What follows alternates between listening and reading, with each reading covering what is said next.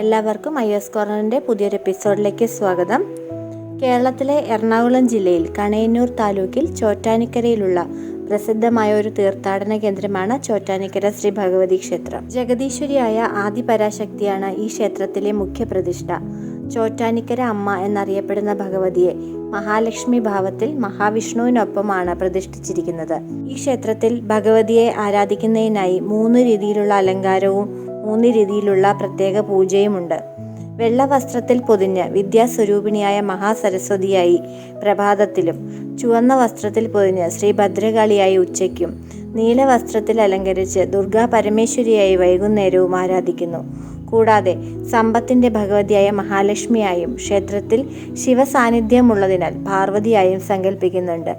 ഇങ്ങനെ ഭഗവതിയുടെ പ്രധാനപ്പെട്ട 5 ഭാവങ്ങളിൽ ആരാധിക്കപ്പെടുന്നതിനാൽ ചോറ്റാനിക്കര അമ്മയെ രാജരാജേശ്വരി അഥവാ ആദിപരാശക്തി ഭാവത്തിലാണ് സങ്കല്പിക്കുന്നത്. കുംഭമാസത്തിൽ രോഹിണി നാളിൽ കൊടിയേറി ഉത്രം നാളിൽ ആറോട്ടോടുകൂടിയാണ് ഇവിടുത്തെ ഉത്സവം സമാപിക്കുന്നത്.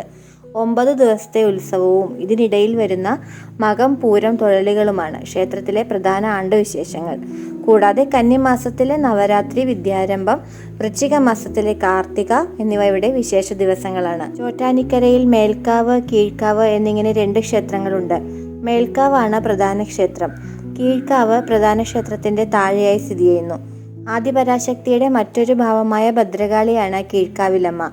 ഇവിടെ ഗുരുതി പൂജ എന്ന പ്രസിദ്ധമായ വഴിപാടാണ് നടത്താറുള്ളത്. കടുത്ത ദുരിതങ്ങളും മാനസിക പ്രശ്നങ്ങളും രോഗങ്ങളും പരിഹരിക്കാനാണ് ഈ വഴിപാട് എന്നാണ് വിശ്വാസം. ചോറ്റാനിക്കര ഭഗവതിയുടെ പ്രധാന നിവേദ്യം ചതുശതം എന്നു പേരുള്ള പായസമാണ്.